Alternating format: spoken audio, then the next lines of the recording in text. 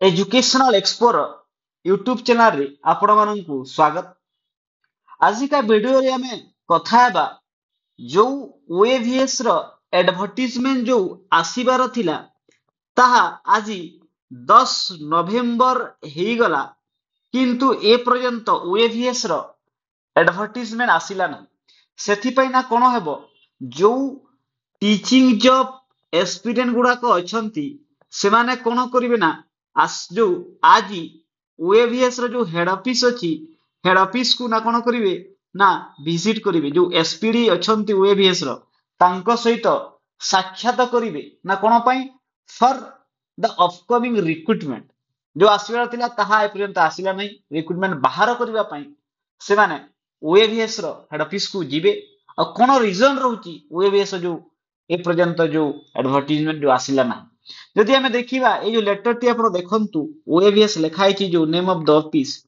Sanction strength होची एहार 6238 vacancy of base level post जो रहउची 1829 तापर एठी number of post which requisition on to send recruiting agency ता जीरो देखौची number of name of the recruiting agency रहउची ओएवीएस आपण जानिथिबे ओएवीएस जो एग्जाम करे ता टाटा जो एमि थर्ड पार्टी जो संस्था गुडी थांदी तांकर से माने एग्जाम कंडक्ट करंती ओएवीएस रो तापर जदि हमें देखिबा balance post to be send to recruiting agency 1829 तो आपनकर ए जो 1829 जो पोस्ट रहउची एथिरु आपनकर जो वैकेंसी आसीबो तो एठी जे देखिबे आपन कोन लिखाई छी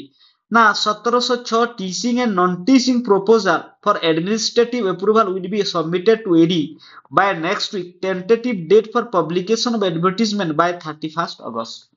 तो एई लेटर हिसाब रे जो ओएवीएस रो जो एडवर्टाइजमेंट ना केबे आसीबार थिला ना ताहा 31 अगस्त भितरे ए जो ओएवीएस रो एडवर्टाइजमेंट आसीबार थिला किंतु ए पर्यंत ताहा आसी पारिला नाही आजी ही गला 10 नवेम्बर सेथि पई जो टीचिंग एक्सपीरियंस से माने ओएवीएस हेड ऑफिस को जिवे आपण माने मध्ये योगदान करंतु आ जो ओएवीएस रो जो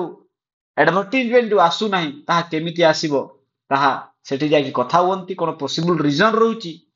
ताहा आसु नाही ताहा एसपीडी सहित कथा हला परे आपण जेमिति एलटीआर रो एडवर्टाइजमेंट काढी दिले सेमिति आपण ओएवीएस रो एडवर्टाइजमेंट काढी पारिबे एहा तेला संपूर्ण न्यूज आहुरी एमिति क्या न्यूज देखबा पई आपण एजुकेशनल एक्सप्लोर यूट्यूब चैनल को लाइक एंड सब्सक्राइब कर दियंतु थैंक यू धन्यवाद।